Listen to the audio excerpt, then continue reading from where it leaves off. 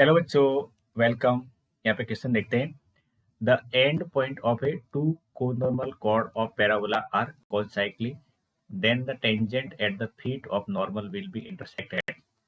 Tangent at vertex of parabola, axis of parabola, directrix of parabola and none of this. तो देखिए यहाँ पे बात की जा रही है किसी पैराबोला की लेके। तो let parabola y square equal to 4ax है। क्या है? Parabola y square equal to 4ax है। ठीक है।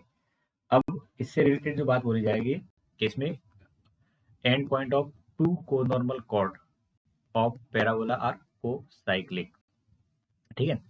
तो हम यहाँ पे पॉइंट जो एज्यूम कर रहे हैं वो कितने होंगे? कोसाइक्लिक यानी यहाँ पे अगर डायग्राम से देखोगे तो end point of two normal chord, दो नॉर्मल chord के। नॉर्मल chord का मतलब होता है एक पी पॉइंट से नॉर्मल ड्रॉ करो और वो आगे जाके कहीं मीट करेगी और उस पॉइंट को यहाँ पे बोलेंगे क्यू पॉइंट। ठीक है। और ऐसे एक आर है, इसमें नॉर्मल ड्रॉ की गई है और वो आगे जाके कहीं मीट करेगी और उसका नाम दे दिया एस। तो इसको बोलते हैं टू नॉर्मल chord। तो लेट पैरामेट्रिक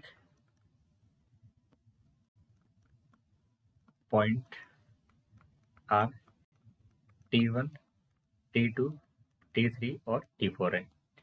यहाँ पे जो पॉइंट है बेसिकली ध्यान से देखना, ये वाले पॉइंट को मैं T1 से लिख रहा हूँ और ये यहाँ पे इसको मीट कर रहा है, तो ये आपका T2 है। ठीक है। ऐसे ये T3 पैरामेट्रिक पॉइंट है और ये आपका T4 है। अब ये T1, T2, T3, T4 point है, इनके बीच में रिलेशन रहेगा। P पॉइंट से आपने नॉर्मल ड्रॉ किए और ये आगे जाके Q पे मीट करिए पैराबोला के ऊपर। तो हमें यहाँ से पता लग गया कि T1, T2 की वैल्यू होगी वो -T1 और 2/T1 रहेगी और ऐसे आपकी T4 की वैल्यू रहेगी वो -T3 और 2/T1 रहेगी। इतनी बात आपको समझ में आ गई? ठीक है। अब हम यहाँ से कुछ कंडीशन बना के लिख सकते हैं। वो है T1 + T2 इक्वल टू आएगा -2/T1। ठीक है। ये एक रिलेशन यहाँ से आपको बनता हुआ दिख रहा होगा और यहाँ से लिखेंगे T3 + T4 इक्वल टू बन जाएगा 2T3। तो एक रिलेशन यहाँ से बन रहा है। अब ये रिलेशन आगे काम आएगा। Then tangent at the feet of normal, यानी टेंजेंट ड्रॉ की जा रही है फीट ऑफ नॉर्मल के। कहाँ पे ड्रॉ की जा रही है? फीट ऑफ नॉर्मल पे। तो tangent drawn at feet of normal will be intersect at. तो सपोज करिए आपके पास में ये जो रिलेशन निकल के आ रहे हैं कौन कौन से, ये इस रिलेशन को, तो इनको अगर हम ऐड कर लें, क्या कर लें? ऐड कर लें इन दोनों को, तो आपके पास में ये कुछ निकल के आएगा फॉर्मूले के अनुसार। वो आगे काम लेंगे, बट पहले टेंजेंट कहाँ पे डाल रहे हैं ये देख लो पहले। तो लेट से टेंजेंट आपने ये ड्रा यहाँ पे ड्रॉ किए और एक ड्रॉ किए यहाँ पे, तो ये आगे जाके मीट करेगी और इस पॉइंट के बारे में बोला जा रहा है कि ये इंटरसेक्शन पॉइंट है। लेट से ये इंटरसेक्शन पॉइंट है, तो यहाँ पे थोड़ा सा एज्यूम करते हैं। Let intersection point, intersection of tangent at P and R is S।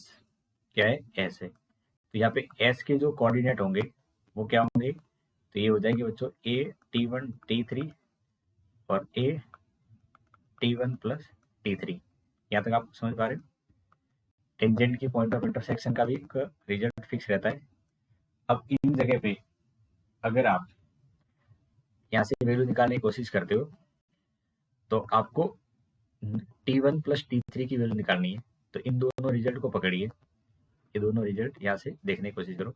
तो अगर मैं इनको ऐड करूँ बच्चों, ध्यान से देखना, क्या करूँ? इनको ऐड कर लूँ T1 + T2 + T3 + T4।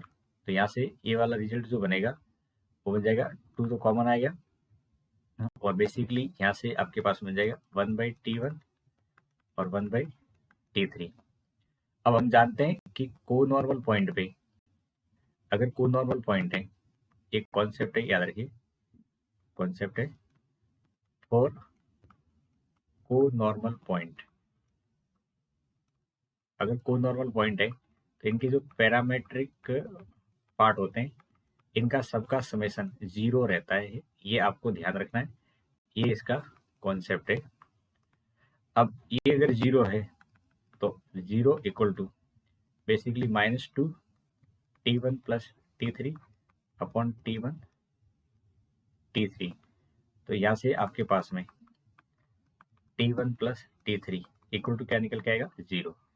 और इस 0 को आप अगर यहाँ पुट कर लें तो आपके पास में अब ये कोऑर्डिनेट कुछ अलग तरीके से दिखने लग जाएंगे, वो एस दिखने लग जाएगा, ए T1 T3 और ये 0 दिखने लग जाएगा। अब आप सोच के देखिए कि ये जो कोऑर्डिनेट है जिसमें एक कोऑर्डिनेट 0 आ जाता है, तो ये 0 वाला कोऑर्डिनेट कहाँ पे होता है? वाई की वैल्यू 0 आ जाती है, और वाई की वैल्यू 0 की बात करेंगे तो ये वाई की वैल्यू 0 होती है एक्सिस ऑफ पैराबोला पे, एट एक्सिस या ऑन एक्सिस ऑफ पैराबोला, ये वाई की वैल्यू 0 रहती है। भले यहाँ पे आपको दिख रहा होगा ये ऊपर की तरफ जा रहा है, ये तो एक रफ डायग्राम था। ऑप्शन के अकॉर्डिंग आप देखेंगे इंटरसेक्शन पॉइंट कहाँ होगा? Tangent at vertex of parabola, नहीं, ये बिल्कुल गलत है। एक्सिस ऑफ पैराबोला, ये इसका सही आ जाएगा। डायरेक्ट्रिक्स गलत है, नन ऑफ दिस भी गलत है, तो सेकंड ऑप्शन करेक्ट रहेगा। तो क्या ध्यान होना चाहिए? वो साइक्लिक पॉइंट की कंडीशन ये होनी चाहिए कि इनका समेशन 0 होता है।